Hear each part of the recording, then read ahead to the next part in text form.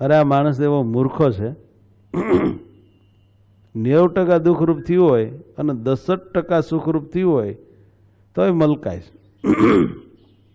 કા સંસાર એમ જ છે ને. લગ્ન કરીને લોકો ગ્રાહસ્થ્ય જીવન સ્વીકારે છે, એમાં સુખ કેટલા ટકા? તો પણ આપણો પોઝિટિવ ગ્રહસ્થી સમાજ બહુ સરસ બહુ સરસ એમ બધું હવળું જ લે છે. સુલટ સમજ રાખી અને ઢહડીને પૂરું કરે છે બધા. કોઈ પણ પ્રકારે અવળું નહીં લેતા. બોલો, દુઃખ હોય તોય દુઃખ નથી જોતા, આંખો વીજ જાય છે કે ના એવું ન જોવાય. નેગેટિવ મગજ નહીં કરવાનું, વિચારવાનું નહીં, બધું સવળું લ્યો, બસ સુખ જ છે. હા, એક બાપાને એના છોકરાએ ગાળ્યો દીધી ત્યારે બીજાએ એમ કીધું કાં આજ ખાધી ને? ત્યારે શું કીધું ખબર છે? છોકરા હોય એને ગાળ્યું દે, વાંજિયાને કોણ દે? ગાળ્યો દે તો દીકરા ક્યાંથી? જોયું? સમજાણું? ઝાડો થઈ જાય તો એ ઊંધિયું ક્યાંથી? એમ આ ભાવના જે છે ને એ જીવવા માટે સારી છે, પણ મોક્ષ માટે અતિ ખરાબ છે, નઠારી છે. પોઝિટિવ રહેવું જીવવા માટે સારું, સ્મૂથલી જીવાય, શાંતિ રહે. પરંતુ આપણે એ સમજવું જોઈએ કે આપણે જે સુખ અને શાંતિ માટે આ કામ કર્યું એમાં કેટલા ટકા સુખ શાંતિ મળ્યા અને કેટલા ટકા એ કામ કર્યું એમાં દુઃખ ને અશાંતિ ને ઉદ્વેગ મળ્યા, એનો સાલો કાંઈક હિસાબ તો રાખવો જોઈએ ને.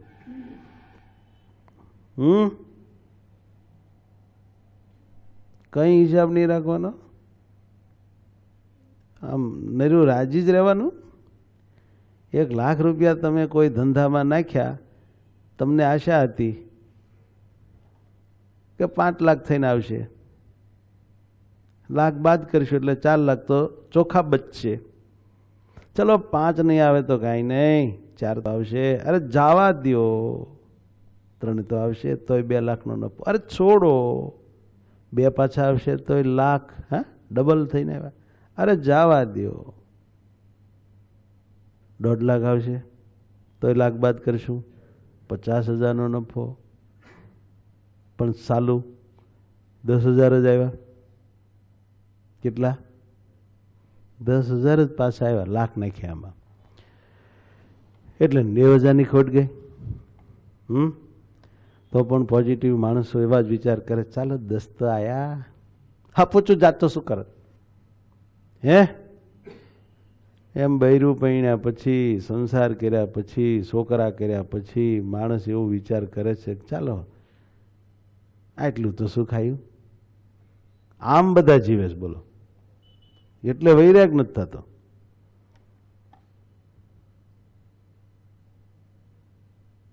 આવું લે છે બધા, કાંઈ વાંધો નહીં, 10,000 તો આવ્યા. હે સાચું કહેજો, આને બુદ્ધિમત્તા કહેવાય? નુકસાનીનો આંકડો કેવડો મોટો છે, 90,000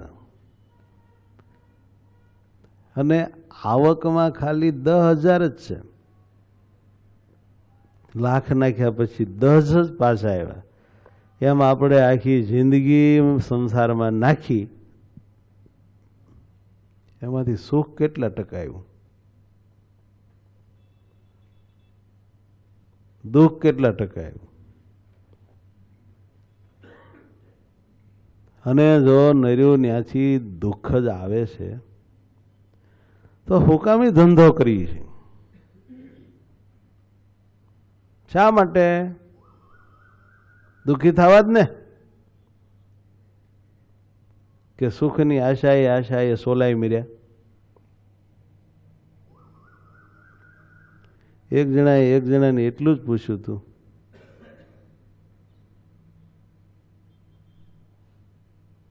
કે તમે દુઃખી કેમ થયા? અને એણે જવાબ એટલો જ દીધો હતો કે સુખી થવા.